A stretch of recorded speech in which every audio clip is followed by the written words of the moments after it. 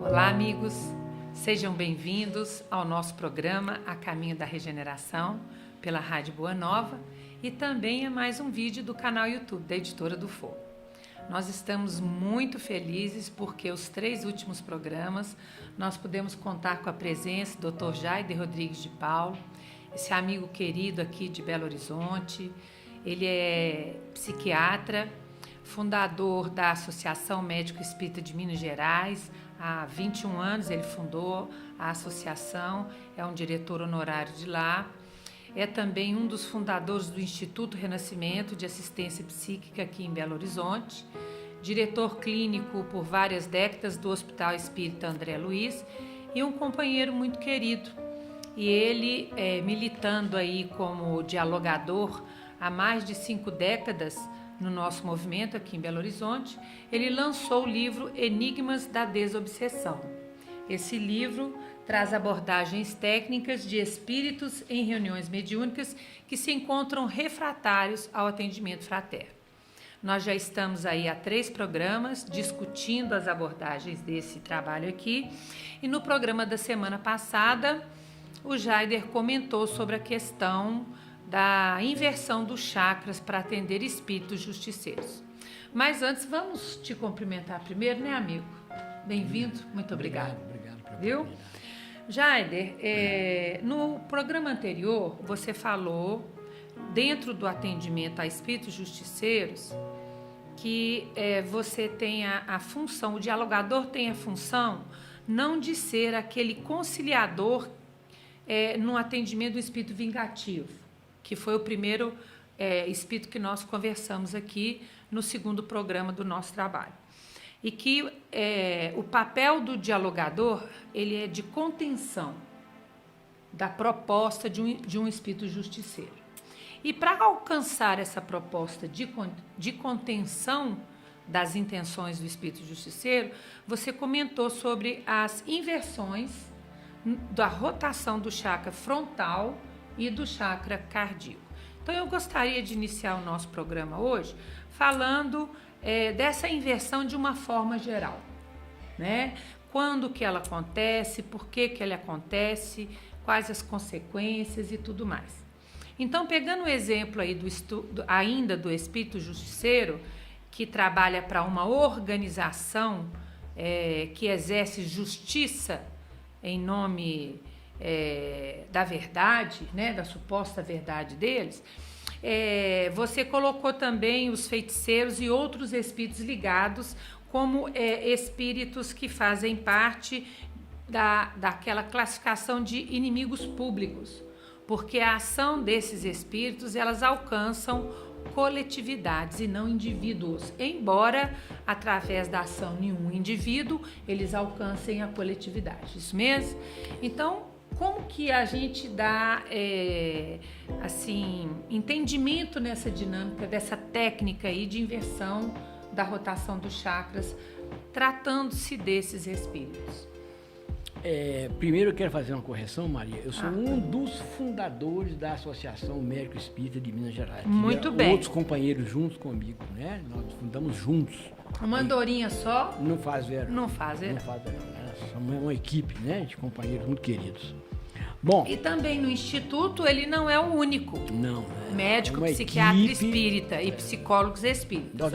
Nós não trabalhamos sozinhos. É isso aí. Então vamos lá. Em equipe. Bom, o que acontece é o seguinte.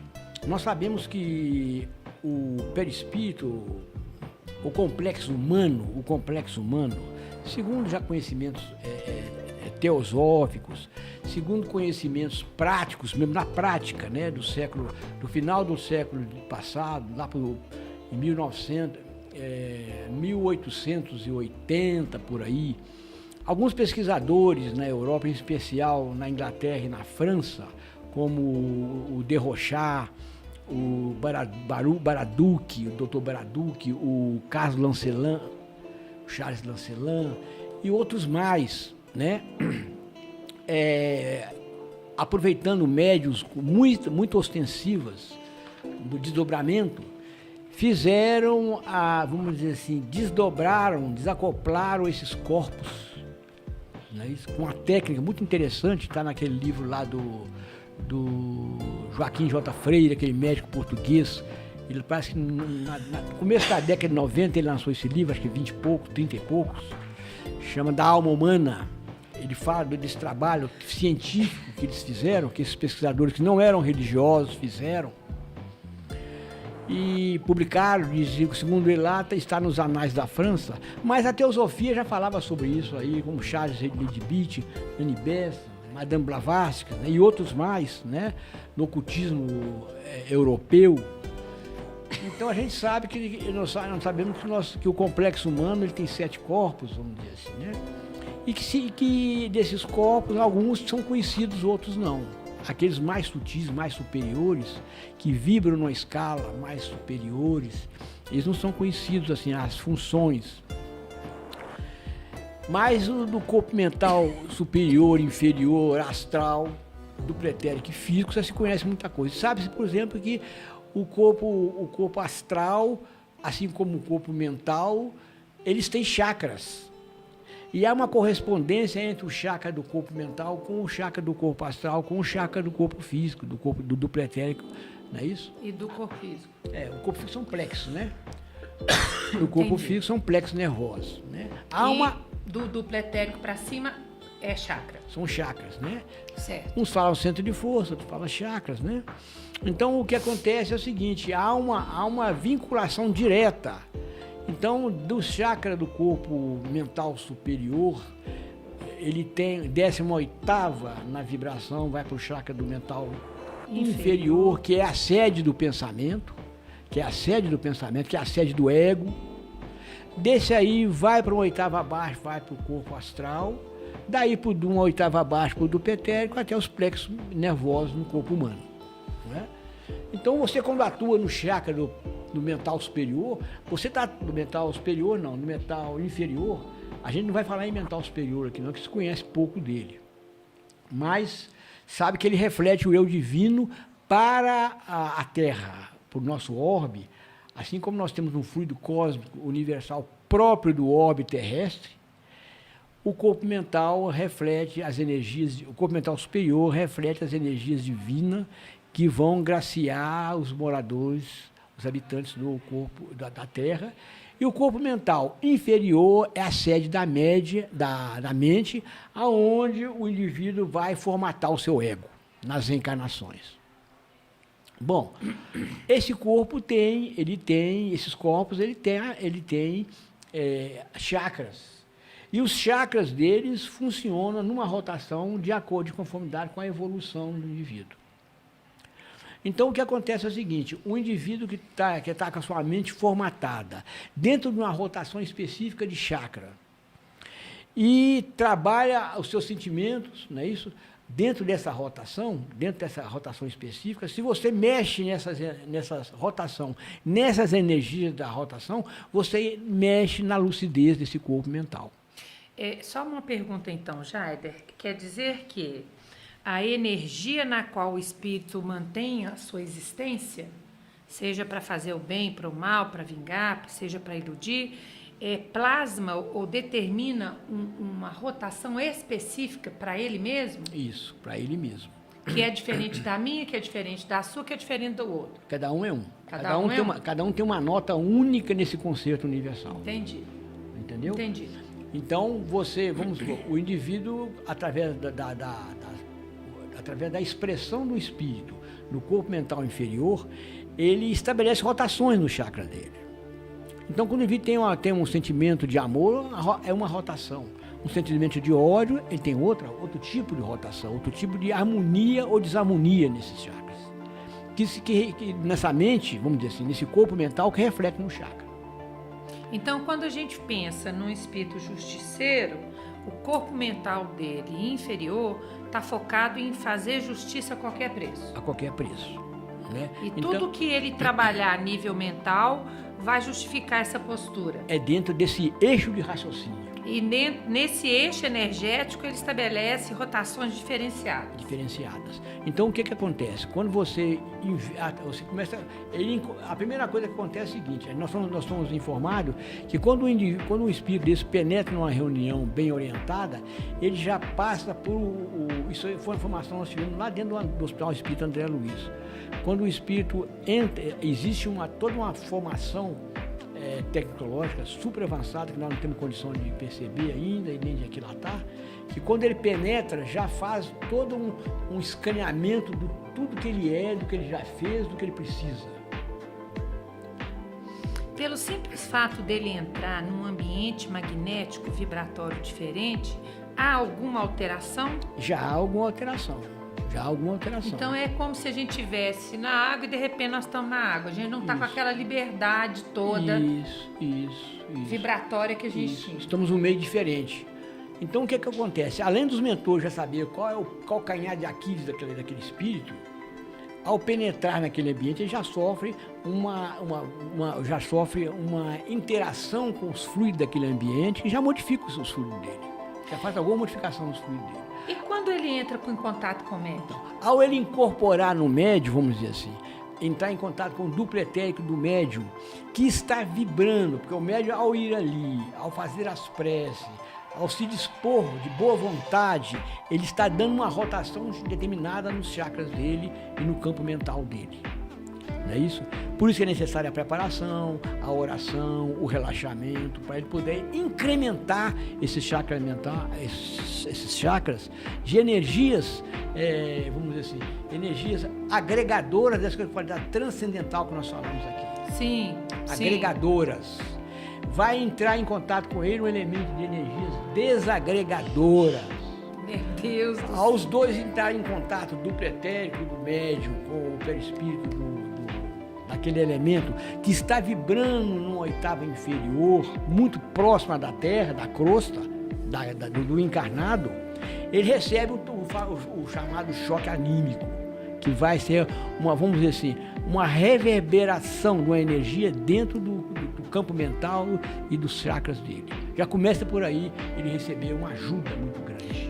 O nome choque realmente diz bem da divergência, né? Isso. Que um encosta no outro ali já... Isso.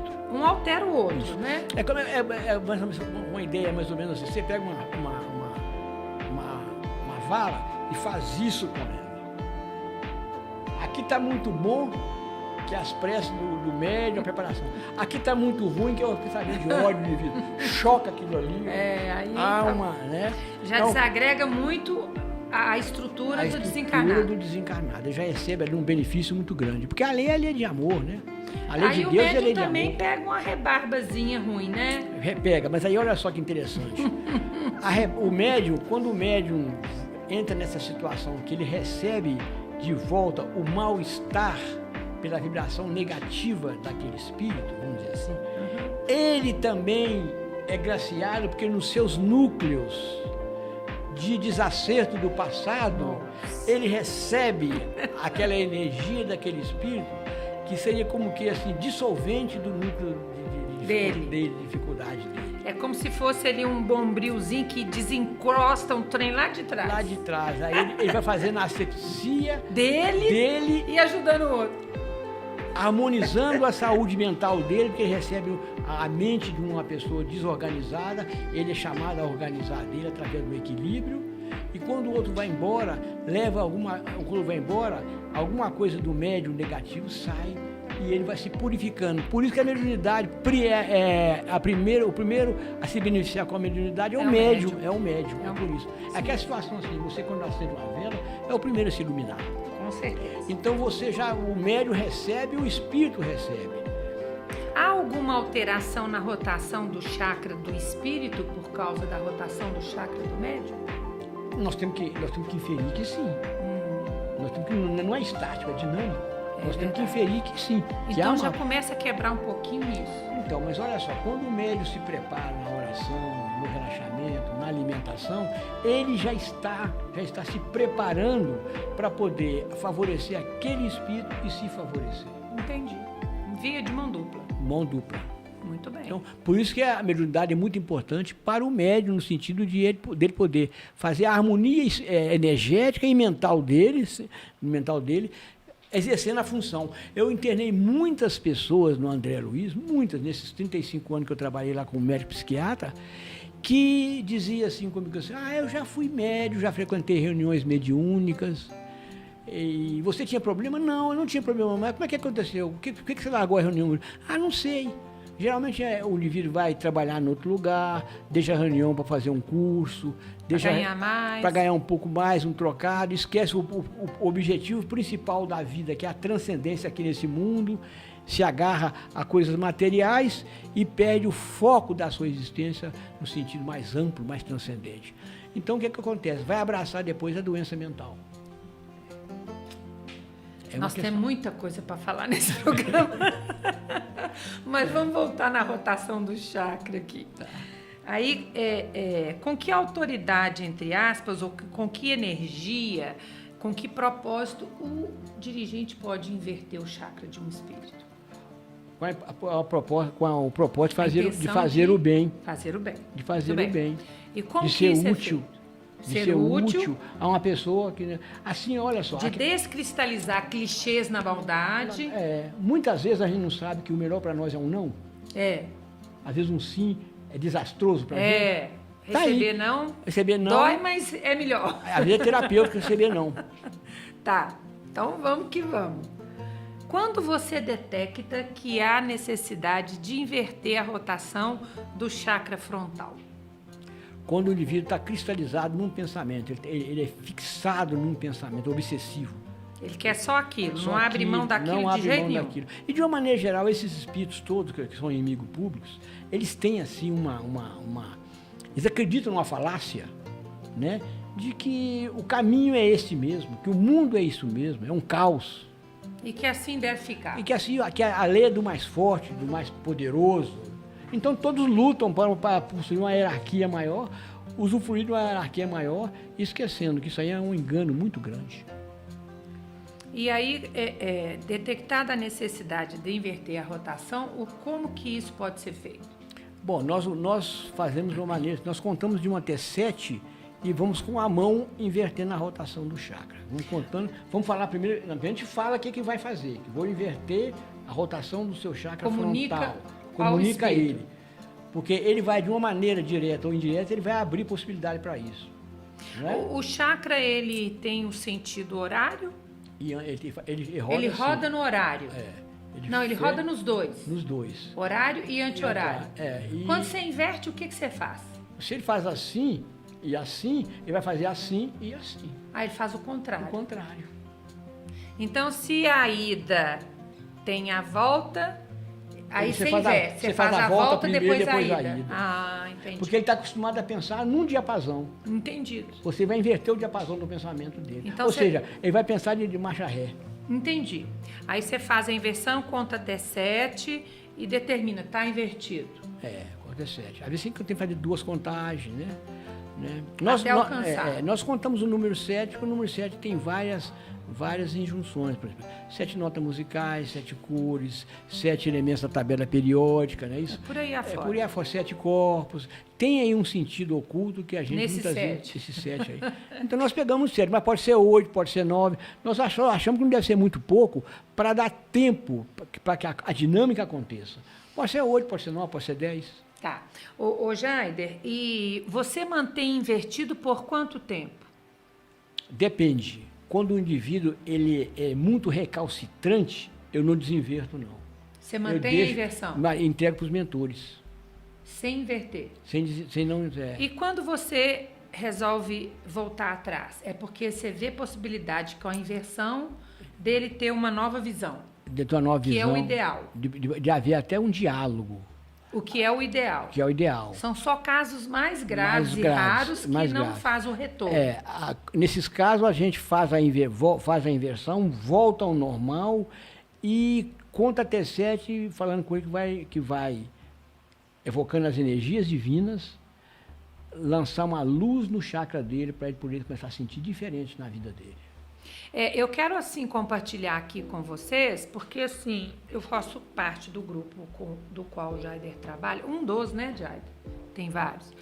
E eu já vi, Jaider, e eu acho que eu nunca comentei isso com você, eu já percebi, na hora que faz a inversão e você direciona uma luz para o chakra,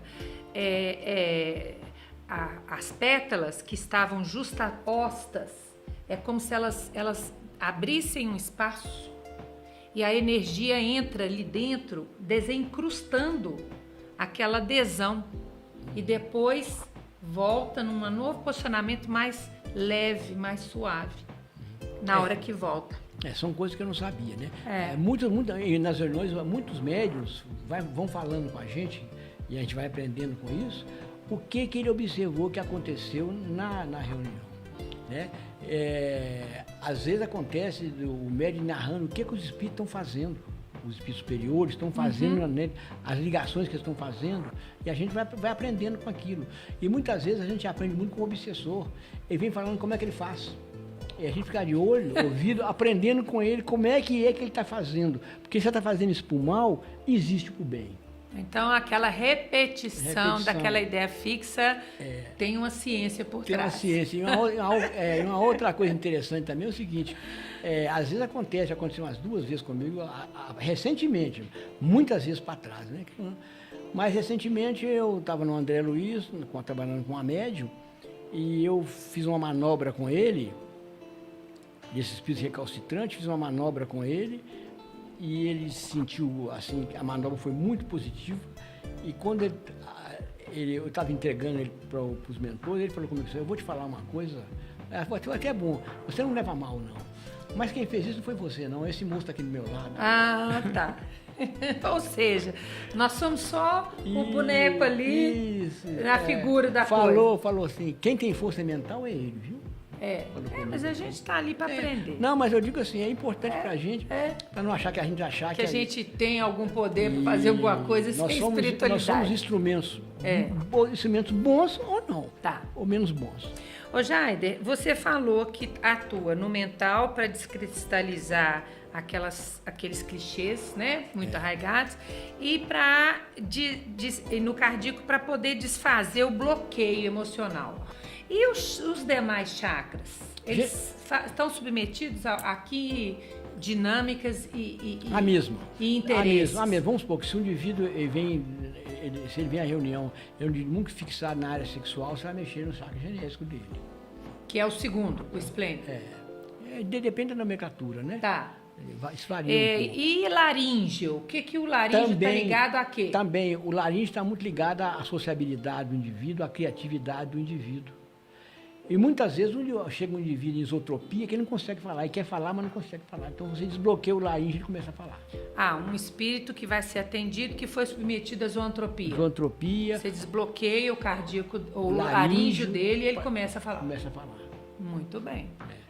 Às vezes ele quer falar, você desbloqueia, ele começa a grunhir, começa a...